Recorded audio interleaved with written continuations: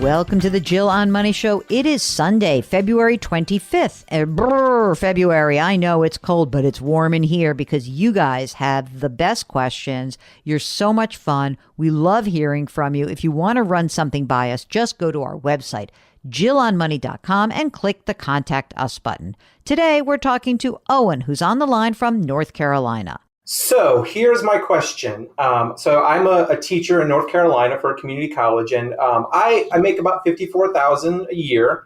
And I basically want to know if I should be saving for retirement. I'm a little anxious about that. I'm 38.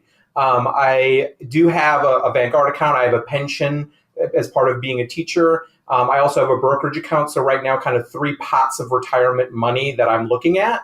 I guess if you count the pension that for 30 years of service, although I have that, I'm vested, so I will get something now if I leave now. But at 30 years of service for me, I'd be 58 years old. And so I have these pots of monies, and I'm concerned I don't have enough. Okay. The pension, if you go through, another 20 years, what would that pension amount be approximately? Approximately $1,575 a month. Does that have a cost of living adjustment, or is it a straight line, just $1,575 a month? Good question. They do give a cost of living adjustment. Okay, great. When you said a Vanguard account, is that a qualified retirement plan? Is that an IRA? Is it a 403B? What is that? I set up my own Roth, and I have 2 sets of investments in that Roth, a Target 2045 Target, and one that I actually transferred over from outside from a formal financial planner. That's a Delaware Ivy Small Cap Growth, and right now I have it's about 75 total net Roth split between those 2. And then I have a separate brokerage account that has about 7,000 that I opened last year. Okay. So for you right now, out of your $54,000 a year, what percentage goes into the pension? 6% every check. And then you are maxing out your Roth, correct? Yes. Okay. How much are you putting into the brokerage on, not every single year, but let's say on average, what are you putting in? I don't have a plan for it. I put 7,000 in last year, just into the VTSAX, just 7,000 straight in. And I don't really, I had thought about maybe 1,000 a year, but I don't have a plan as of now as to an amount. Okay. That's obviously a bunch of money you're saving on $54,000 a year. How is your cash flow? How do things feel for you? They feel fine for me. I live on approximately 50% of what I make, and I've always been that way. So in terms of other than planning for a wedding in the coming year, I feel pretty good in terms of cash flow. You don't spend any money. That's crazy. I had a moment there. Do you rent or own? I actually am fortunate enough to own a condo that I owe 51 on. I bought it as a foreclosure during the recession, and it's at a very ideal location now. And how much is it worth? It's worth $230. You're getting married. Partner lives with you or not? Partner lives with me. Yes. Okay. And what's going to happen if you get married? How much do we have to spend on that wedding?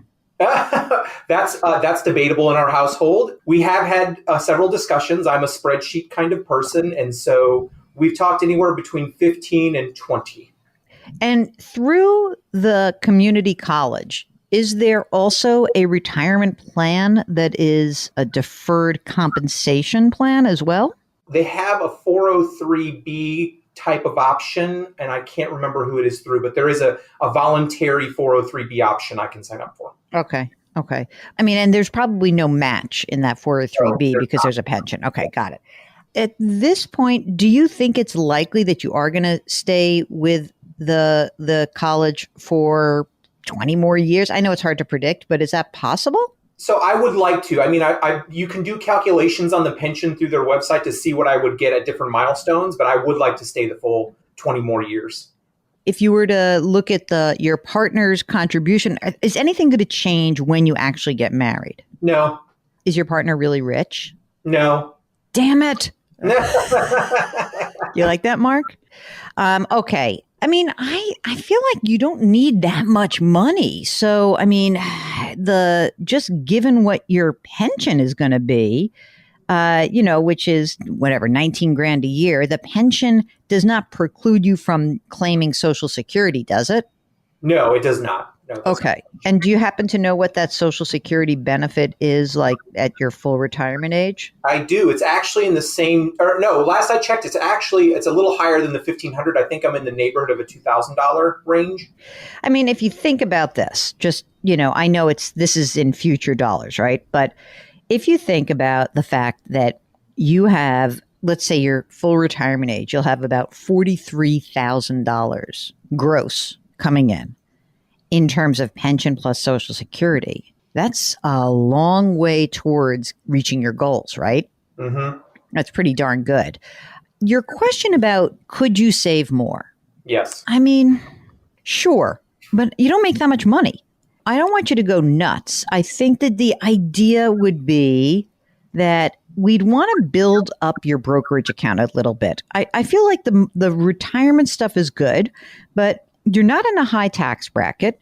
When you get married, what will your total income be? I forgot to ask that. I'm sorry. That's a great question. When we get married, our total income will be approximately 87-ish. And is your partner contributing to retirement also? No. No? What was that sheepish? No. He's planning for today, and I'm planning for tomorrow. Well, let me tell you something. We need him to plan a little bit for tomorrow. He doesn't have to plan for 25 years from now, but he could plan for a few years from now. And maybe when we play this back for him, which you will do, I tell you why I wouldn't mind having him contribute something to retirement.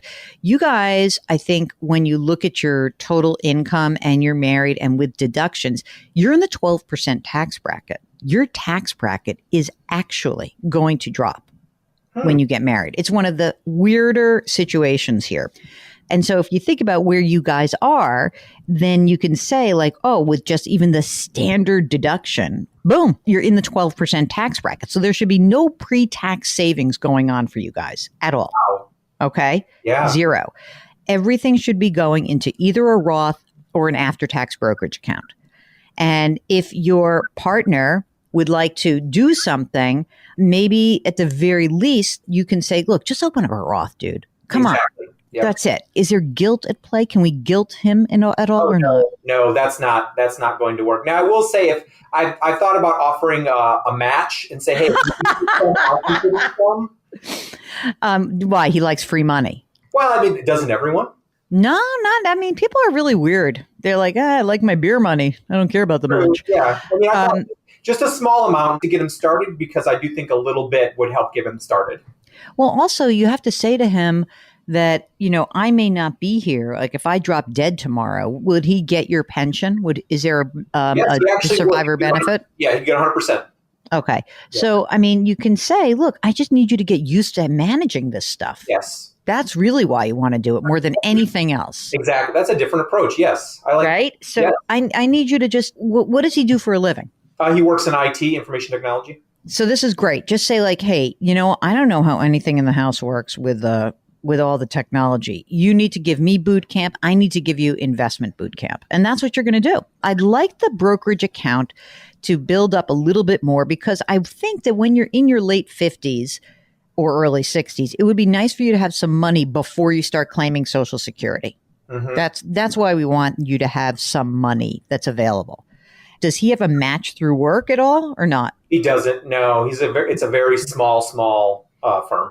All right. Well, I mean, look, I think that I don't worry so much about retirement. I do think non-retirement savings would be great for you.